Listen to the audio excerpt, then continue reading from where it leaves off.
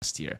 Let's move on to that team, which is Onic. Now, without saying anything, just from you seeing Skylar here, this is an S tier team. They are S tier. They are #1 favorites. There's no other team that has a lineup as star-studded, as scary, as threatening as Onic.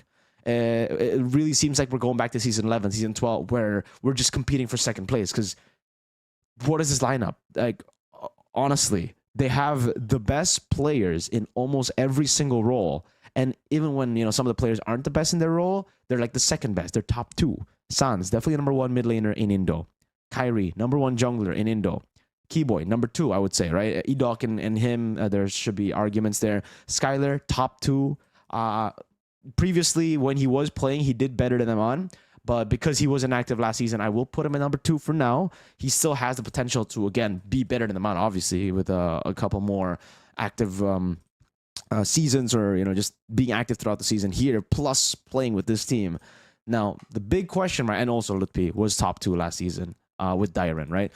So the big question mark for Onic that I think every single Sonic fan has too is the fact that Yeb is no longer coaching this team. So can Adi, CW, and Coach Paddington, oh, this is Coach Paddington right here, do or fill in the hole that is left with Yeb's departure from the team again?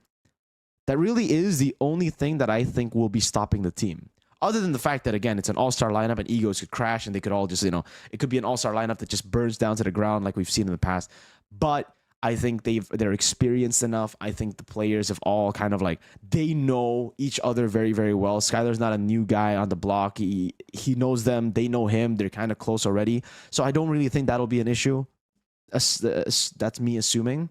The thing that I have an issue with or concerned about is the fact that, you know, Adi, CW, and Paddington are now coaching. So, yeah, that's the only thing I can see stopping this Onic roster from being the great that is Prime Onic again. We might actually see a better version than Prime Onic with this lineup, because always, back in the day, even though CW was amazing, don't get me wrong here, CW was always amazing. He was always that, like, a amazing gold laner for the team because he just fills in the role of whatever the team needs.